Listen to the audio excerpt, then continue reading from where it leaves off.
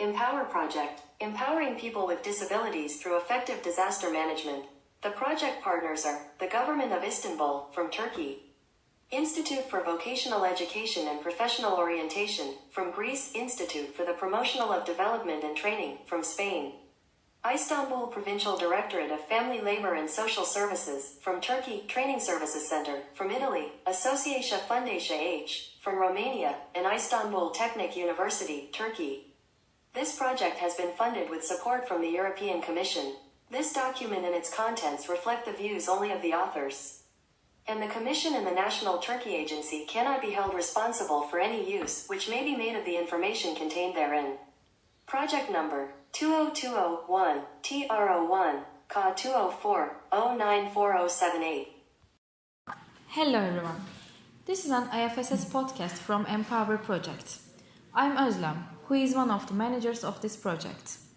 Today, there are over 1 billion people, about 15% of the global population, currently experience disability, and this number is increasing due in part to population aging and an increase in the prevalence of non-communicable diseases.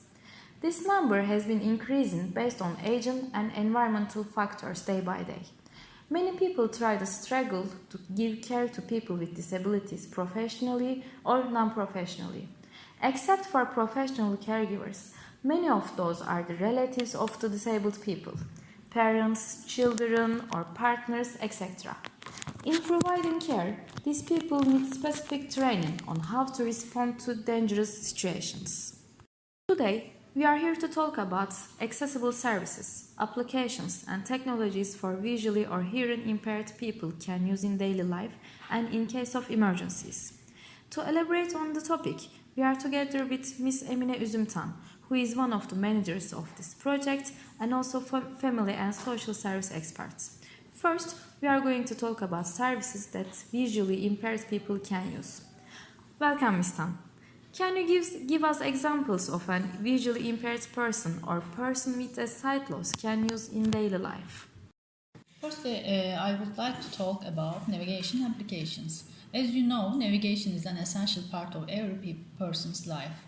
People navigate for work, education, shopping, and other countless reasons. Vision plays a critical role in navigation since it facilitates the movement from one spot to another. Being blind is visually impaired does not mean losing the independence of getting to and from places. However, one of the biggest challenges for people who are visually impaired is safe and efficient navigation. Besides, to reach the destination safely, fit it in front of the path, hanging obstacles, stairs, traffic junctions, signposts on the pavement also might be challenging in navigation. We can mention some applications to overcome this difficulty. For a sighted person, walking along the street can mean taking in every detail that surrounds them. Microsoft Soundscape replicates that behavior by building a detailed audio map that relays what is taking place around a person with visual impairment. It creates layers of context and detail by drawing on location data, sound beacons, and synthesized 3D stereo sound to build a constantly updating 3D sound map of the surrounding world. Another app for navigating is Beacons of Change. Bluetooth beacons, such as those being used by the company for sight augmented reality, act like highly precise, personalized guides for people who are blind or partially sighted. While basic GPS technology can take users to location, beacons mounted in a store, restaurant, or public building can guide them to the entrance of the building in question. And when the user is inside, other beacons can direct them to the bathroom or other important facilities. There is also Ariadne GPS, allows visually impaired users to navigate directions using talking maps and an innovative interface. Ariadne works and anywhere accessible by Google Maps. Besides the apps, there are also electronic mobility aids that might be useful for navigating. These electronic mobility aids are devices that use ultrasonic waves to reflect off obstacle in front of the individual to tell them what is coming in front of them. Some examples include Ray Electronic Mobility Aid. This small device can help users detect obstacles up to 9.35 feet away. When an object is detected, users get an audio signal. Another aid is ultracane. The ultracane is a combination of an electronic mobility aid and a long cane. The cane itself emits ultrasonic waves so that the user can detect objects in front of them and at head level. This sounds really useful. But what about the apps that can help describe the objects for visually impaired persons? Is there any you can recommend? Sure, there are two most convenient ones. The first one is TapTapSee. TapTapSee is designed to help the blind and visually impaired identify objects they encounter in their daily lives. Simply double tap the screen and take a photo of anything at any angle. You will hear the app speak the identification back to you. And the second one is iPolyvision. iPolyvision utilizes artificial intelligence to help low vision people better understand what's around them. Users point the app at an object and simply press the recognition button. As far as I understand, these technologies and applications can be used both in daily life and in case of emergency. After a disaster, visually impaired persons can use them finding their ways and describing the objects near them. Can you also give us information on assistive technologies that can be used by people with hearing impairment? Of course, assistive technology includes a broad range of hardware and software tools to transmit information to an individual in the manner most accessible to them. Such technologies for deaf individuals can include hearing aids, cochlear implants, FM systems, loop systems, accessible telephones and video phones, visual alert systems, and much more. There are some devices available to help individuals alert to sound using visual support. Specially designed alarm clocks, smoke detectors, doorbells, timers, baby monitors, and phone alerting equipment are available to provide typically audible information in visual or vibratory ways. Another option is caption telephone. Similar to the captions displayed on TV, caption telephones show word-for-word text of everything a caller says. Whether on a mobile phone or on a traditional household telephone, individuals can rely on the captions to help catch every word over the phone. Two useful apps for transcription. First is Eva. Eva is an instant transcription app that transcribes in live the words of a group of people. Each participant installs the application on its smartphone, and using the microphone, the conversations are transcribed. This app allows people who are deaf or hard of hearing to distinctly follow a conversation within a group without having a lip read. And the other one is Google Live Transcribe.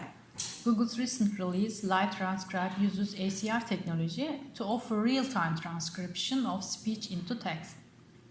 There is also Bressy Sound Alert. Bressy Sound Alert app lets you record sounds in your environment and then gives you visual and vibrational alerts on your smartphone when it recognizes them.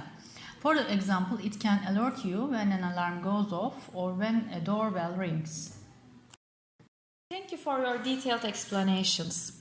In disasters, in case of losing communication between caregiver and PVDs, or the disabled person experienced the disaster alone in an area, it will be more difficult to determine where the disabled person is and intervene immediately to meet his or her needs. Considering that the person with a disability should manage this process on their own, having alternative communication systems can be helpful for them.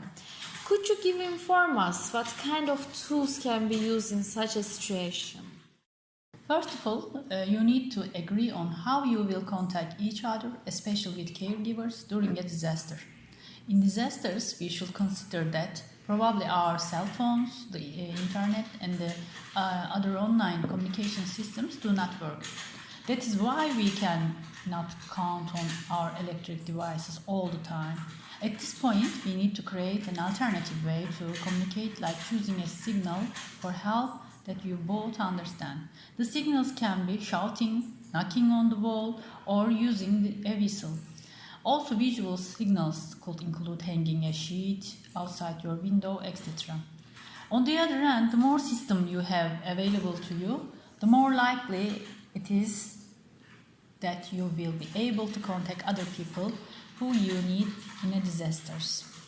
These systems could be a standard telephone that does not need electricity, cell phone and text messaging, low-cost two-way radio. Radio is one of the most used tools to get information during disaster. That is why in a disaster the radio is your prime source of information.